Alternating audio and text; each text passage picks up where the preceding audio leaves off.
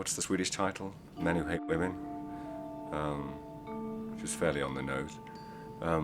It's like the books have been around forever, but it seems very squeezed to me. Suddenly these books were around, suddenly they were bestsellers, suddenly there was a movie, and it was all sort of in the space of it seemed to me a short period of time, but actually I suppose it must have been a couple of years.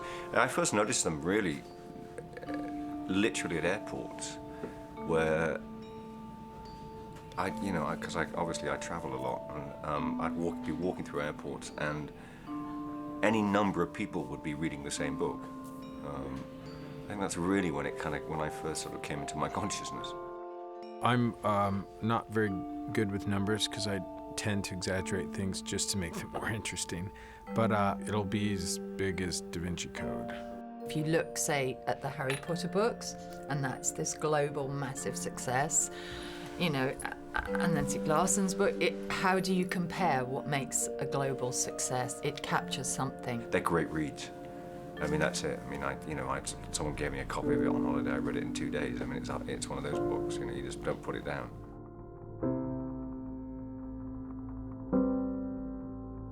The human mind is fascinated by a puzzle, so a lot of people need the refreshing adventure that there is in some complexity. People are more intrigued than they're willing to admit by sort of the underworkings of society, the sort of dark secrets. Most people don't like to admit that if they drive by a car crash that they want to see it. I think people are perverts. I've maintained that. That's the foundation of my career. I don't know. I don't know why it's so big. I enjoyed it when I read it. I enjoyed it, and I thought I like the sort of Chinatown aspects of it. This wicked family with a equally wicked secret. And it also has a happy ending. Like, no one died. Harriet isn't dead, So it has all that, but then it also has like the happy ending that people like.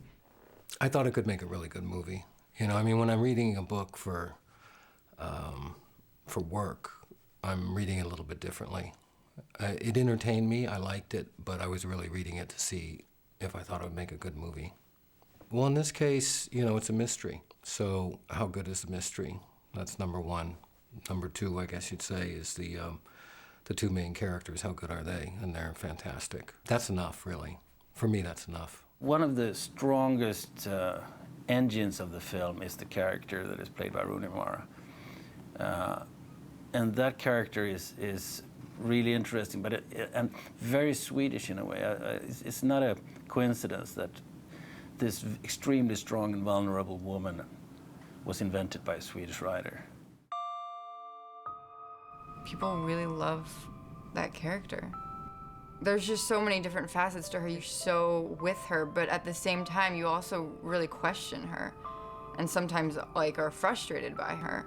And I think that's so cool that his inspiration is what would Pippi Longstocking be like in 2000, whatever year he wrote it. What would she be like today, 25 years later? And I think Lisbeth is sort of exactly who she would be. She's traded in the horse for a motorcycle. She's gotten rid of Mr. Nielsen. She has her computer now, and she steals from the bad guys and lives by a moral code. The books have been such an enormous success all over the world, and strangely enough, people think that they actually describe what Sweden is like. You've been here a while now. There's not a lot of this going on here. It's entertainment, but it comes out of the discussions that exist in Sweden. It doesn't come out of the reality of Sweden. Women are not more abused here than anywhere else in the world, rather less. And women's position is much stronger here than anywhere else in the world. And you notice that when you go to a bar and you get picked up. Men here don't hold open a door for women. They don't take their back. There isn't that, which is great, to an extent. But it's a very different dynamic between men and women here.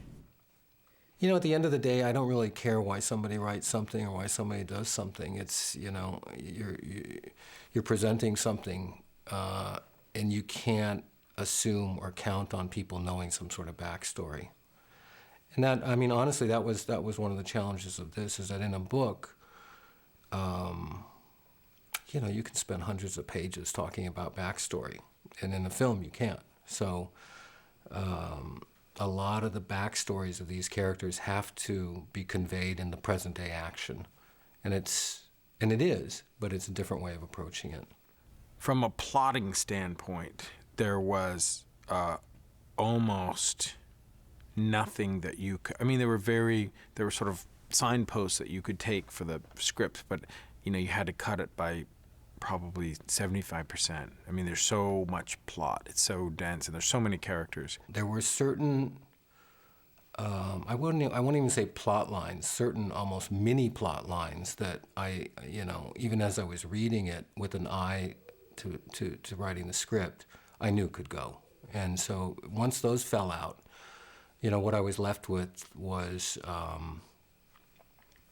not that long, not ridiculously long. It was going to be you're going to have to find the thing that you were interested in it. And the thing that I was interested in is these two characters. I think and I think that's probably what's powered it to the kind of cultural phenomenon that it is.